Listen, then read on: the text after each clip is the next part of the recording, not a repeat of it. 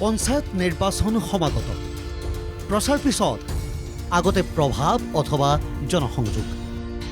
জনসংযোগৰ উদ্দেশ্যে তিনিদিনীয়া ভ্ৰমণসূচীৰে সেয়েহে বিশ্বনাথত উপস্থিত হ'লগৈ মুখ্যমন্ত্ৰী।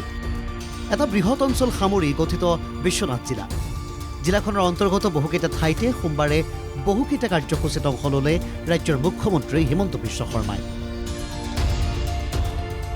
গাঁও প্ৰধান অসমত গোটাচেৰেক দিন পিছতেই পঞ্চায়ত নিৰ্বাচন, গতিকে তাৰ আগে আগে ৰাইজৰ কিছু অভাৱ অভিযোগ থাকে। সেইবোৰ শুনাৰ বাবে মুখ্যমন্ত্ৰীৰ কিছু দায়িত্ব থাকে। তেনে দায়িত্বৰ তাগিদা আৰু ৰাইজৰ সৈতে এটা নিকপকপীয়া জনসংযোগ স্থাপন কৰাৰ উদ্দেশ্যেই মুখ্যমন্ত্ৰীৰ এই উত্তৰ অসম যাত্ৰা। যাত্ৰাকালত কেইবাটাও প্ৰকল্পৰ উদ্বোধন আধাৰশিলা স্থাপন কৰে মুখ্যমন্ত্ৰীয়ে। ফলফলিত উদ্বোধন কৰে স্বয়ংক্ৰিয় যান বাহন উপযোগিতা পৰীক্ষণ কেন্দ্ৰ। গুপ্তকাশী বিশ্বনাথ ঘাটত ঘাট আৰু উমাটুমনি সংযোগী ৰজ্জু পথৰো শিলান্যাস।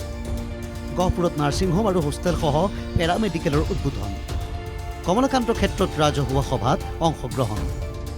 বহুকেইটা প্ৰকল্পৰ আধাৰশিলা স্থাপন কৰিলে মুখ্যমন্ত্ৰীয়ে। স্বয়ংক্ৰিয় যান বাহন উপযোগিতা পৰীক্ষণ কেন্দ্ৰ উদ্বোধন কৰি ফলফলিত ৰাইজৰ খবৰ ল'লে মুখ্যমন্ত্ৰীয়ে। কেন্দ্ৰটোৰ কৰ্মচাৰীসকলে মুখ্যমন্ত্ৰীক বুজাই দিলে ইয়াৰ উপযোগিতা আৰু প্ৰক্ৰিয়া সম্পৰ্কে। গুপ্তকাশী বিশ্বনাথ ঘাটত উপস্থিত হোৱাৰ লগে লগে অনুৰাগীয়ে ছেলফি উঠিলে মুখ্যমন্ত্ৰীৰ সৈতে। বিশ্বনাথ ঘাট আৰু উমাটুমনি সংযোগী ৰজ্জুপথ অৰ্থাৎ ৰৌপৱেৰ শিলান্যাস কৰে মুখ্যমন্ত্ৰীয়ে। খোলতালৰ ধ্বনিৰে মাংগলিক বিধিৰে সমাপন হয় শিলান্যাসৰ কাৰ্যসূচী। এই ৰজ্জুপথে পৰ্যটনৰ ক্ষেত্ৰতো অৰিহণা যোগাব বুলি বিশ্বাস মুখ্যমন্ত্ৰীৰ। বহুদিনৰ পৰা আমাৰ সকলোৰে এটা সপোন আছিল বিশ্বনাথৰ পৰা উমাটাঙনিলৈ এটা ৰৌপৱে হ'ব লাগে। অসমৰ এইটো দ্বিতীয় ৰৌপৱে হ'ব গুৱাহাটী উত্তৰ গুৱাহাটীৰ পিছত। আমি প্ৰায় 60 কোটি টকা ব্যয় কৰিম।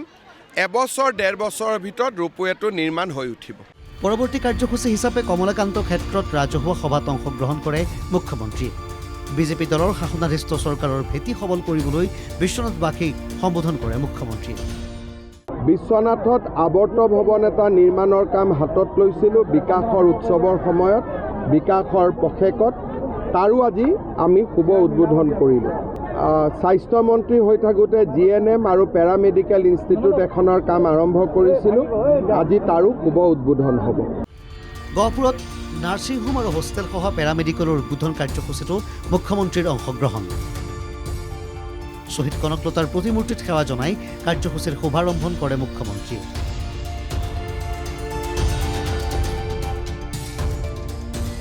সংগ দিলে অশোক সিংঘাল, ৰঞ্জিত দত্ত আৰু বহুজনে। পঞ্চায়ত ইলেকশ্যনত আমি এটা নতুন ব্যৱস্থা কৰিছোঁ যে মেম্বাৰৰ ইলেকশ্যনত আমি পাৰ্টিৰ টিকেট নিদিওঁ।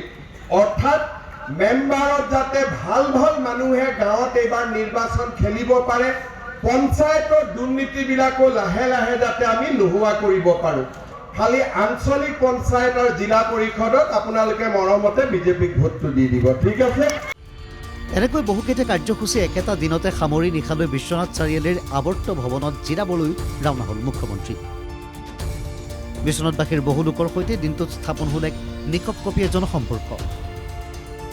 বিশ্বনাথৰ পৰা স্থানীয় সংবাদদাতাৰ সহযোগত গহপুৰৰ পৰা হেমন্ত, বিহালীৰ পৰা অম্লান আৰু তেজপুৰৰ পৰা অশ্বিনী বৰাৰ ৰিপৰ্ট NKTV+।